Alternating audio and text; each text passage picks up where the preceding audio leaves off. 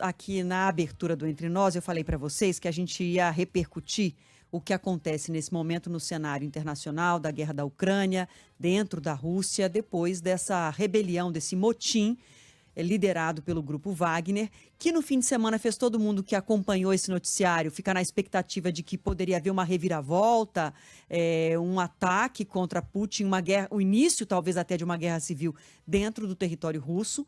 O desenrolar dos fatos foi diferente, mas para a gente entender o que significa, na verdade, essa aparente paz nesse momento dentro da Rússia, a gente convidou o nosso colunista aqui do Grupo Bandeirantes, Moisés Rabinovitch, meu colega de Jornal da Band. Eu estou muito feliz de recebê-lo hoje aqui pela primeira vez no Entre Nós. Quero que ele venha muitas vezes, porque esse pode dar aula de tudo isso que a gente vai falar aqui agora. Boa tarde para você, Rabino. Boa tarde, Adriana. Boa tarde, Fábio. Boa tarde. O que eu posso dizer é que, nesse momento, a incerteza é a mesma que acometeu no sábado os dirigentes do Kremlin e os motineiros. Por quê?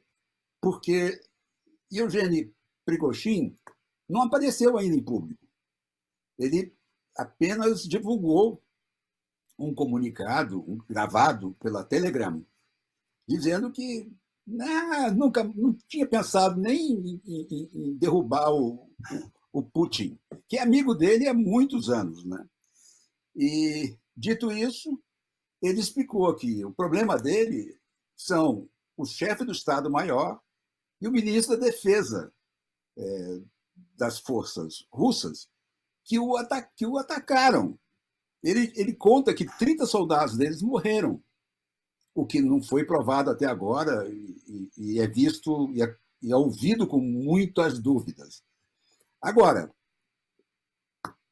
Prigozhin não chegou na Belarus como estava previsto. O Lukashenko, que é o homem forte da Belarus, mandou o serviço de imprensa dele dizer que, olha, são muitas questões, são muitas dúvidas, nós responderemos mais à tarde. E está tudo parado. A contraofensiva ucraniana, que teria tudo para aproveitar esse momento de crise na Rússia, principalmente porque, a partir de agora, entram em combate os soldados treinados no Ocidente, parou numa explosão de uma mina. Uma unidade com os blindados Bradley americanos passou por uma mina e explodiu. E aí toda a unidade que vinha atrás ficou parada também, e depois de um certo tempo decidiu-se voltar, não continuar em frente. Por quê? Porque eles estão agora em campo aberto. A guerra se desenvolveu, no princípio, dentro de florestas e de regiões montanhosas. Agora, as tropas teriam que atravessar um campo aberto. E nele, elas são presas de helicópteros, de artilharia.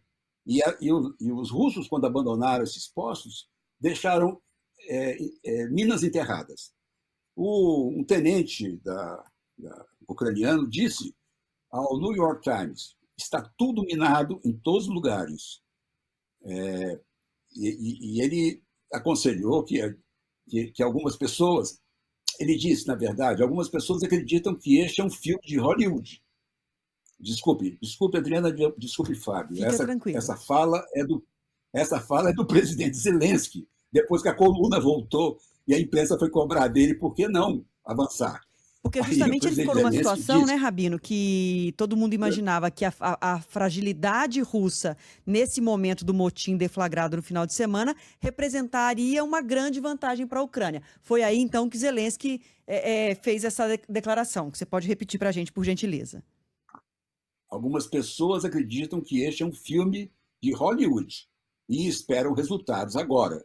O que está em jogo é a vida das pessoas. Avançaremos no campo de batalha da maneira que julgarmos melhor. Agora, Rabino, os jornais... Deixa eu só te interromper um pouquinho, Diga. só para te dizer assim, quem não acompanha esse assunto no detalhe, no dia a dia, de alguma forma pode ter criado uma ideia de que há um comando único para cada lado, para cada exército. Então, que a Rússia teria um comando e uma unidade nas suas ações militares quando invadiu a Ucrânia. Com esse motim do fim de semana, ficou evidenciado para todo mundo que é também uma guerra de milícias. Quando você tem um exército privado, particular, formado por mercenários, que recebem para estar na guerra, e que não é o único, há outros grupos, considerados grupos de milícias, atuando na guerra, aí fica um cenário muito mais complicado de entender os reflexos e o desfecho, né? Claro. O principal com as milícias Wagner é que elas já estão trabalhando para o Putin há muitos anos.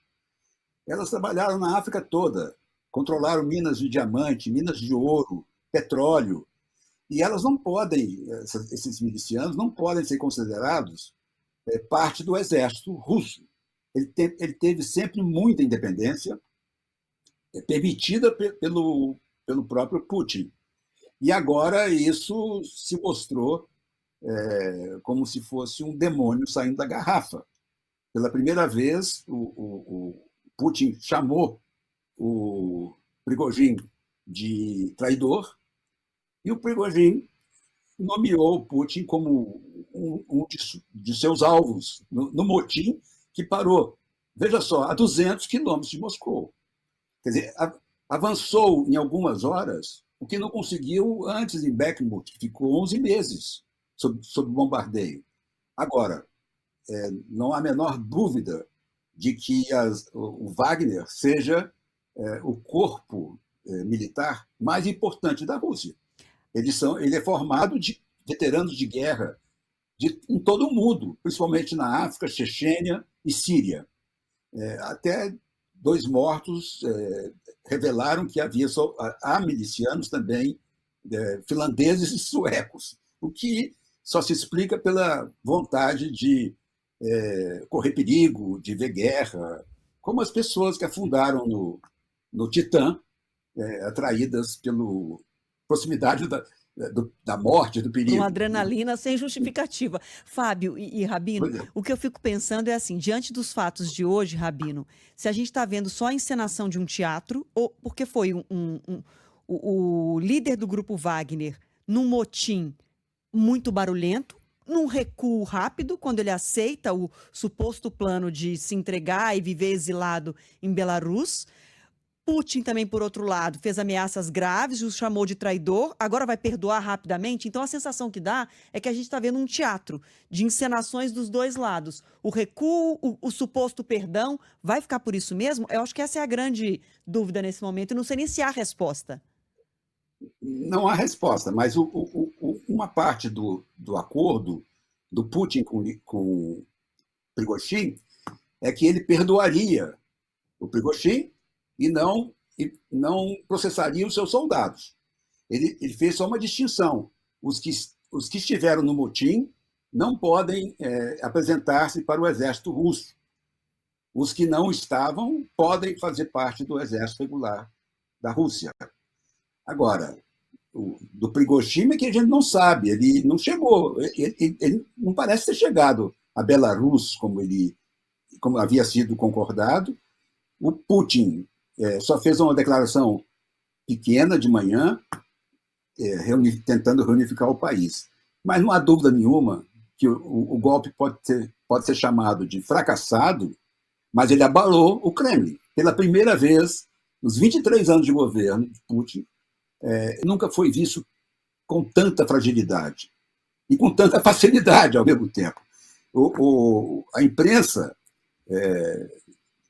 é curioso, a imprensa internacional já começou a tratar o Putin como um pato manco, que é o que a gente reserva para governantes que estejam feridos nos últimos momentos de governo. Não podem fazer mais nada porque estão mancos.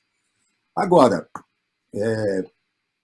o jornal The Times, de Londres, a manchete dele hoje é: prepare-se para o fim de Putin. E ele se diz baseado em forças, em agências secretas do Reino Unido. Então, o Putin caiu, né? Ele está no seu momento pior. E eu fiquei me perguntando ontem, e como é que ele vai justificar agora que o que ele está fazendo na Ucrânia é apenas uma operação militar, como ele sempre batizou, obrigou, sempre chamou. Os russos viram ontem, os russos da estrada M4 viram as tropas passando facilmente onde não deveriam estar e até parando para tomar café no antigo McDonald's, um grande McDonald's que havia na região.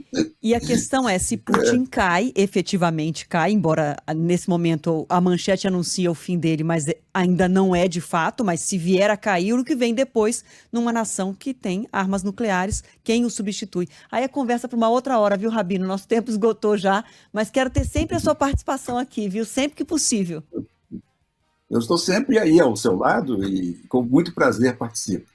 Eu estou em casa agora para meu braço, mas amanhã eu vou estar já aí. Está sendo aguardado ansiosamente. Gente, eu já falei uma vez aqui na rádio, o livro do Moisés Rabinovitch, Escritos com a Pele, para quem gosta de jornalismo, para quem gosta dos textos, das grandes coberturas internacionais, é um livro imperdível sobre todo o período. Quantos anos, Rabino, de correspondente internacional? Quantas décadas, 40. Né? Não é em anos que a gente mede, é em décadas que a gente mede a experiência dele. Eu nem conto mais com décadas, eu conto com guerras. Quais as guerras que eu estive, né? E que elas dão uma sensação do que eu passei, né? É mais do que os anos que eu trabalhei. Quem diria que eu, em Paris, seria mandado para Ruanda? E contam a história. Tristemente escrevem os capítulos da história, né? Escritos com a pele, vale muito a pena ler. Obrigada demais, viu, Rabino? Estou te esperando aqui amanhã. Beijo, querido. Outro. Tchau, Fábio. Obrigado.